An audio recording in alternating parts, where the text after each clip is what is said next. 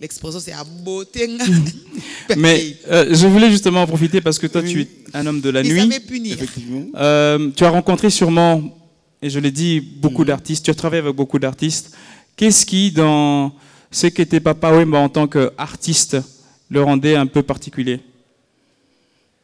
Son art. Il respirait la musique. Il ne faisait pas d'effort pour ça, c'était inné. Et puis il avait un côté, c'était un artiste dans l'âme. Le côté pécunier des choses ne l'intéressait pas proprement dit. La première fois que je suis allé le contacter pour le produire, j'ai dit, papa, je me débrouille, je ne suis pas encore arrivé, je n'ai pas les reins solides. Il me dit, écoute fils, ne te dérange pas. Faisons d'abord notre événement et on parlera de tout ça après. Ça, c'est un témoignage que beaucoup de gens ont relaté et, sur les réseaux sociaux, sur les différentes chaînes. Et y compris des cadeaux, c'était un homme extrêmement généreux. Non, papa, il ne fallait pas lui dire, j'aime, ta veste est belle. Il te dit, Tokuta Anasima. Et il vous l'offrait. Mais ce qui est traumatisant, c'est que c'est son art, il vit de ça. Mais il te dit, on va parler argent après. Prestons d'abord, faisons plaisir au public. On parlera argent après. Mettez-vous à ma place, je craque. Tu craques. Est-ce que Eric, avant de te laisser partir, parce que nous savons que tu as plein d'occupations, est-ce que tu as quelque chose que tu voudrais nous dire, que les téléspectateurs doivent retenir de ce qu'était l'homme Papa Wemba? En tout cas, une chose est sûre, dans toutes ces chansons, si on les décrypte bien, il y a un message qui nous donnait. Travaillons, prenons de la peine. C'est le message. La jeunesse doit se réveiller, travailler. Il faut qu'on oublie, qu'on sorte de ce carcan de la facilité. On doit trimer, on doit suer, on doit avoir des coups, on doit glisser et se relever et continuer. Merci Eric. Et de l'exemple que tu as donné, moi je retiendrai que c'est donc quelqu'un qui a aussi encouragé la jeunesse, parce qu'un musicien qui accepte que tu ne perdes pas de ton argent dans la production et pour t'accompagner, pour t'encourager, c'est quelque chose qu'il faille souligner aussi. C'est quelqu'un qui croyait en la jeunesse et qui accompagnait la jeunesse. C'était un père. C'est pour ça que tout le monde pleure aujourd'hui. Il y en a qui sont tout contents, ceux qui ont pu comprendre son message et pratiquer, mettre en pratique tous les conseils qu'il leur prodiguait. Ceux-là sont contents aujourd'hui. Mais ceux qui sont passés à côté de ces messages sont tristes parce que c'est après qu'ils se rendent compte qu'ils n'ont rien compris, parce que papa n'était pas très bavard. Papa parlait dans ses chansons. La seule manière d'entendre papa parler, c'est quand il se fâche. Ou sinon, lorsqu'il a des choses à dire. Papa fâché, il parlait beaucoup et puis après, plus rien. Ok. Eric, merci. Oui, Déo. Merci pour ton commentaire, merci pour ton témoignage. Et que vive Papa Wemba dans le reste de nos vies, tous les jours. Et que, voilà, que le courage qu'il t'a donné, qu'il t'a enseigné, la motivation qu'il te donnait, ben, que ça puisse toujours continuer à te guider alors. Merci. Merci. Noëlla, tout à l'heure, je t'ai appelé au téléphone, tu m'as dit que tu étais au Palais du Peuple. Exactement. Alors donnons aussi à nos téléspectateurs l'occasion de se rendre compte de ce qu'a été les grands moments au Palais du Peuple. C'est tout de suite.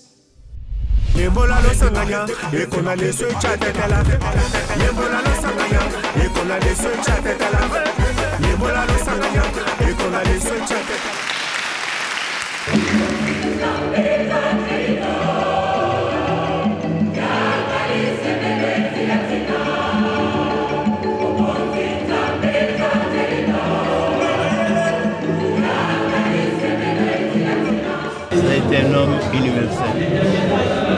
Nous sommes en train de le vivre.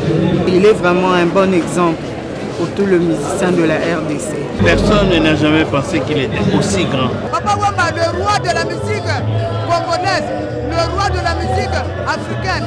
Le Wuti Plaza Doyi, Adoyi Bondelaye. Ni amore, mwana ya mama, ngala kole yote ndenge moko.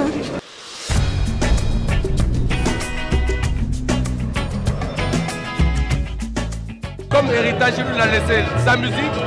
Et voilà que c'est la rumba qui a fait que toute l'Afrique soit unie, que nous sommes aujourd'hui ici, à côté de lui pour pleurer. Il laisse un héritage culturel, mais ici il laisse aussi un héritage en tant qu'homme, celui vraiment d'un homme qui fait les choses avec passion et qui du coup les fait bien et qui a partagé ça avec plein de gens.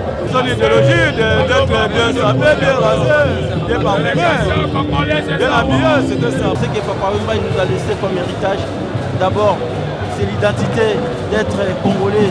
En s'habillant directement, on voit que celui-là, sa marque d'habillement, donc c'est un congolais. Héritage de Tikel Lango, de mon lobby, c'est ça Moussala. Moussala, et puis Grand Cœur, au Zaki Lango.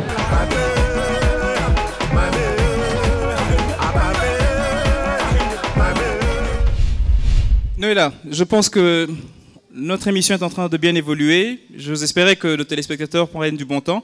Il est important quand même que l'on rentre un petit peu dans ce qu'a été Papa Wemba en termes d'émotion. L'émotion qu'il nous a donnée dans sa musique.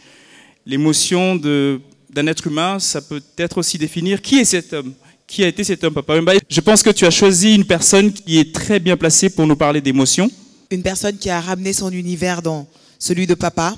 Et le mixage a tout simplement donné un fruit magnifique, un super bel album, mais plusieurs autres collaborations qui ont fait que ces deux-là ne se sont plus quittés depuis, que leurs routes se sont croisées parce que ces deux passionnés, dont l'un part de la plus belle des manières, on va dire, pas ce soir, mais depuis ce 24 avril-là, mais il y a un autre qui nous reste encore, mais bien que papa soit éternel, immortel, la musique l'est, comme ils le sont et les seront toujours, parce que finalement, lorsqu'on fait ce qu'on peut rendre, ce qu'on ressent, lorsqu'on donne ce qu'on a au fond de ses tripes, au fond de son cœur, on ne peut que toucher les gens. Tout ça, c'est pour nous présenter qui? Tout ça là, tout ce verbiage là, c'est pour nous présenter qui? C'est superbe artiste qui s'appelle Pascal Lokwakanza. Qui nous a rejoint? Pascal Lokwakanza, grand Lokwa.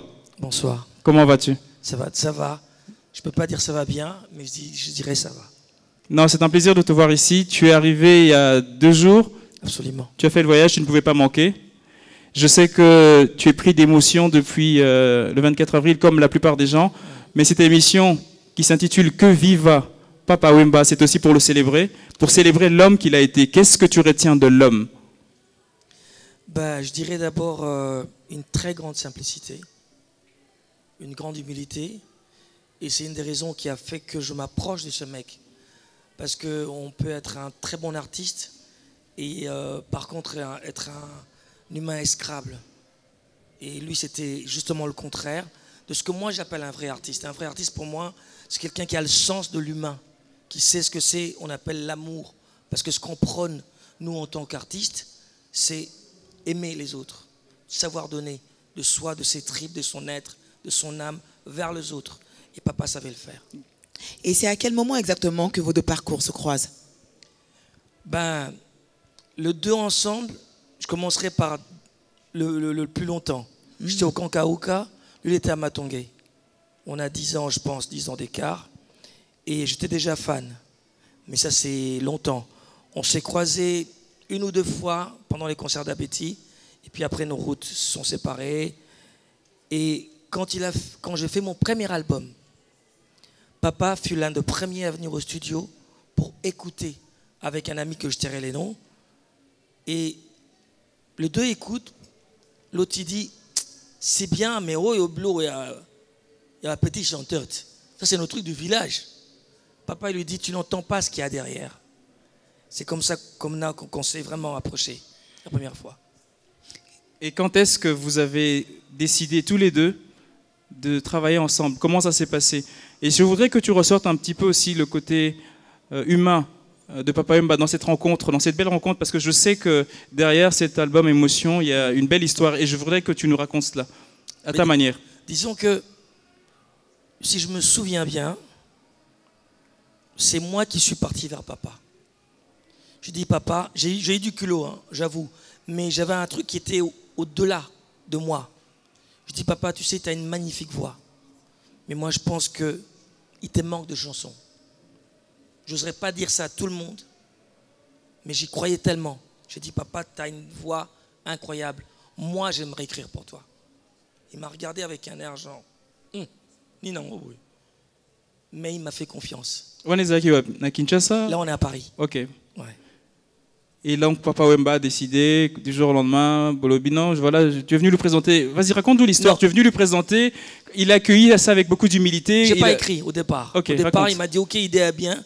Mais il est en train de faire l'album Le Voyageur, le premier, avec Peter Gabriel. Il venait juste de signer. Et là, il me dit, écoute, j'ai une équipe, je veux leur en parler. Il revient vers moi. J'ai senti qu'il y avait un quick.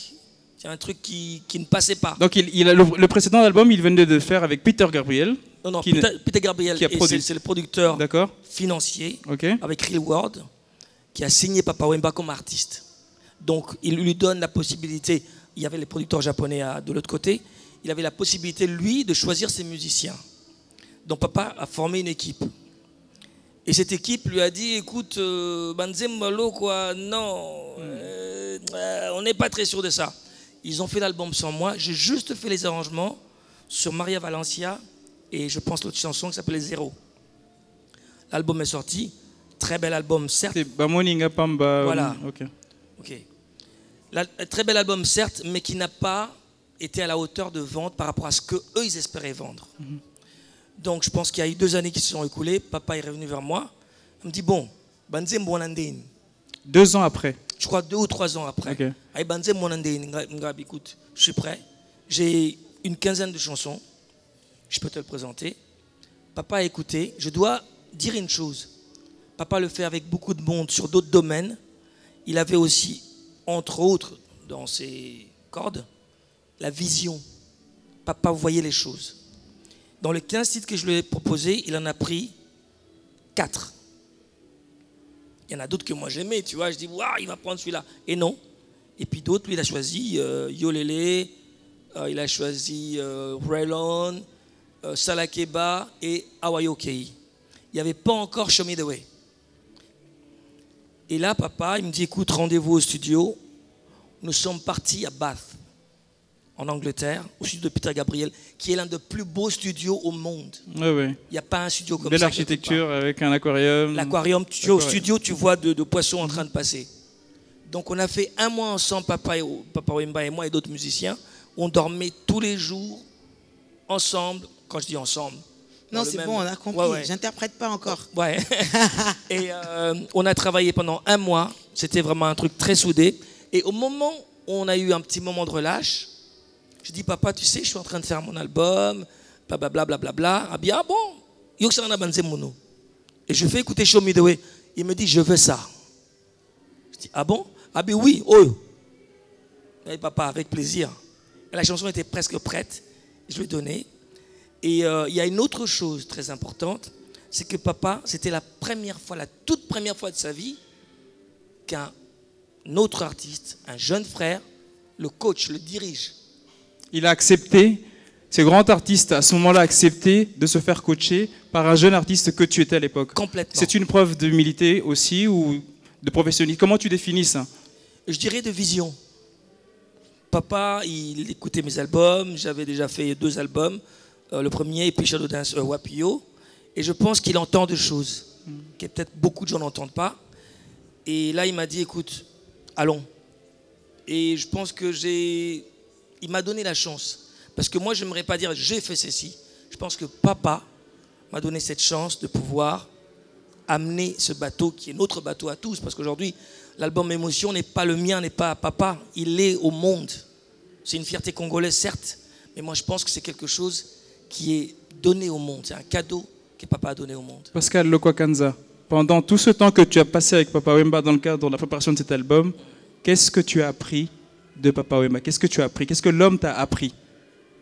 Le silence. Comme on dit en lingala, développer. Ouais. Papa n'est pas quelqu'un qui parle beaucoup. Quand papa réagit, c'est qu'il y a quelque chose. En général, c'est un être qui regarde, qui observe.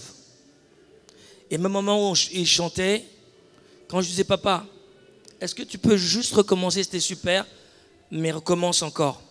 Papa mettait sa main comme ça, contre le mur, et puis il me regardait, et il recommençait. Alors que d'autres artistes, nous tous d'ailleurs, moi y compris, on aura tendance à dire, ah, pourquoi je recommence? La piste, qu'est-ce qu'elle avait de mauvais, de mal? Non. Papa recommence. Et une fois qu'on a fait le premier titre, Il m'a fait, je pense, une quinzaine de pistes. Papa est parti dormir. Je passais peut-être quasiment toute la nuit à travailler sur ses voix. Le lendemain matin, papa est revenu. Je lui ai fait écouter sa propre voix. Je vis la tête de papa s'illuminer, son regard, son sourire. Il ne m'a rien dit. Et à partir de ce moment-là, papa avait compris que Awana Tika Petit à Kochenga. Eh bien, écoutez, je ne sais pas quoi dire. C'est la matérialisation d'une très belle histoire d'amour. Mais dans ce que Pascal Lokokanza raconte, et je sais que nous avons un épisode commun parce qu'il y a une chanson qui a été produite, qui est encore dans une boîte qui va sortir bientôt. C'est une chanson sur le Congo, dont le titre est en anglais, c'est Let's Congo Rise, où Pascal Lokokanza et Wemba ont chanté. Et ça, on aura l'occasion de découvrir. Mais je sais que les téléspectateurs, les gens qui sont sur Internet, tout le monde a un seul besoin, sachant que le Kwakanza est sur scène, et je connais ton humilité, je vais demander à quelqu'un qui s'appelle Ono de nous emmener une guitare pour que Pascal Kwakanza nous fasse une des chansons que Wemba choisit, une des 4 chansons. On te laisse choisir laquelle. Fais-nous quelque chose comme tu le sens pour célébrer l'immortel qui est venu de Molokai. Je pense que si on avait un truc en commun, papa et moi, je pense que c'est la voix. Il adorait faire des acapellas.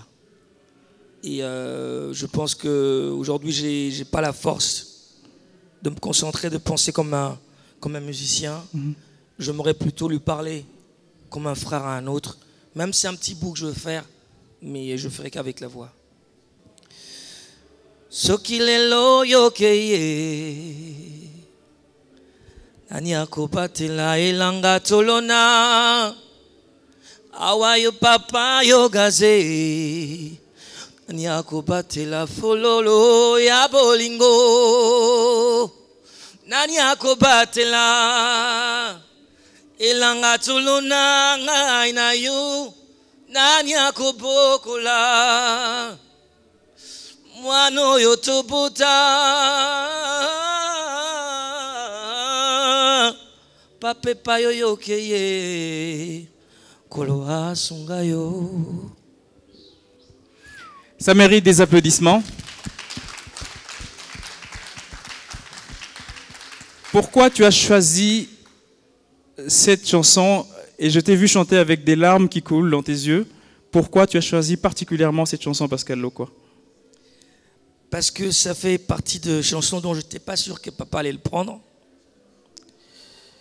Parce que c'est une des chansons où papa, il chante toujours avec son âme et son cœur. Mais il avait toujours un truc particulier quand il chantait cette chanson. Je l'ai observé plusieurs fois, dans plusieurs endroits. Des fois, il faisait avec une guitare, des fois avec un piano. Et c'est la chanson où moi, je pense, j'ai le souvenir d'avoir accompagné Papa Wemba. On était en Côte d'Ivoire. On avait un concert. Lui, il faisait avec son groupe. Moi, avec mon groupe. C'était mon premier concert en Afrique. Et il y avait Monique Seka qui était en train de faire un gros carton. Il était comme commencé. Et au moment où Papa a voulu chanter, il me regarde. Je le regarde. Je suis parti prendre ma guitare.